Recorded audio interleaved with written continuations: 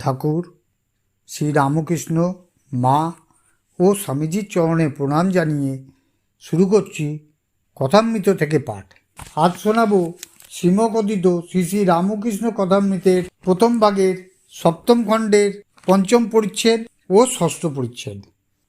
পঞ্চম পরিচ্ছেদে নরেন্দ্রের সঙ্গে জ্ঞানযোগ ও ভক্তিযোগের সমন্বয় এবং ষষ্ঠ পরিচ্ছেদ সন্ধ্যা সমাগমে হরিধ্বনি নরেন্দ্রের কত গুণ। অনুগ্রহ করে পুরোটা মন দিয়ে শুনবেন। যদি ভালো লাগে একটা লাইক করে আপনাদের বন্ধু বান্ধব, আত্মীয় স্বজন এবং রামকৃষ্ণ অনুরাগীদের শেয়ার করে দেবেন এবং কমেন্টে মতামত অবশ্যই জানাবেন। আর এখনও সাবস্ক্রাইব না করে থাকলে দয়া করে সাবস্ক্রাইব করে বেল আইকন টিপে অল নোটিফিকেশান অন করে দেবেন। ধন্যবাদ।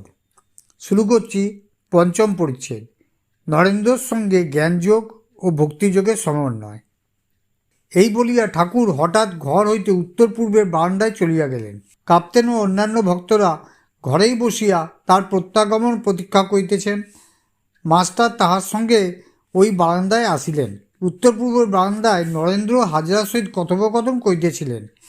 ঠাকুর শ্রী রামকৃষ্ণ জানেন হাজরা বড় শুষ্ক জ্ঞান বিচার করেন।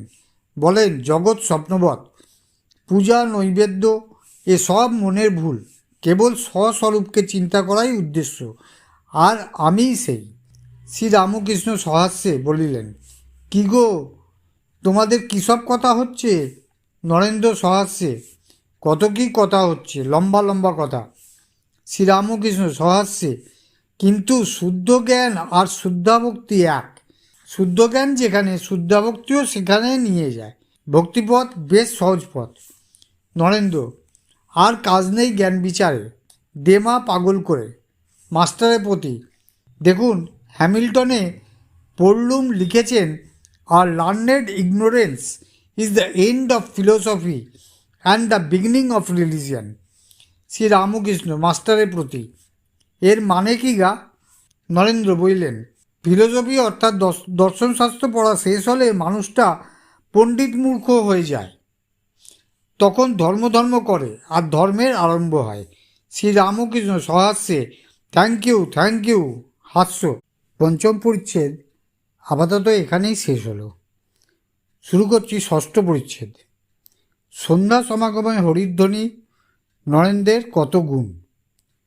কিয়ৎক্ষণ পরে সন্ধ্যা আগত প্রায় দেখিয়া অধিকাংশ লোক বাটি গমন করিলেন।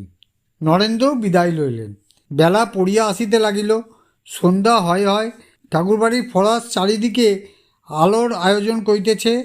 কালীঘরের ও বিষ্ণুঘরের দুইজন পূজারী গঙ্গায় অর্ধনিমগ্ন হইয়া বাহ্য ও অন্তর সূচি করিতেছেন। শীঘ্রই গিয়া আরতি ও ঠাকুরদের রাত্রিকালীন শীতল দিতে হইবে।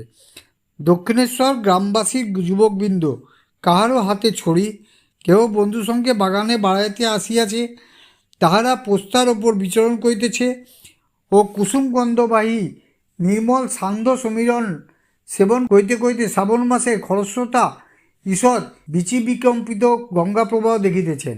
তন্মধ্যে হয়তো কেহ অপেক্ষাকৃত চিন্তাশীল পঞ্চবটির বিজন ভূমিতে পাদচরণ করিতেছেন। ভগবান শ্রী রামকৃষ্ণ পশ্চিমের বারান্দা হইতে কিয়ৎকাল গঙ্গা দর্শন করিতে লাগিলেন। সন্ধ্যা হইল, ফরাস আলোগুলো জ্বালিয়া দিয়া গেল। ঠাকুরের ঘরে আসিয়া দাসী প্রদীপ জ্বালাইয়া ধূনা দিল। এদিকে দ্বাদশ মন্দিরে শিবের আরতি, তৎপরেই বিষ্ণু ঘরের ও কালীঘরের আরতি আরম্ভ হইল।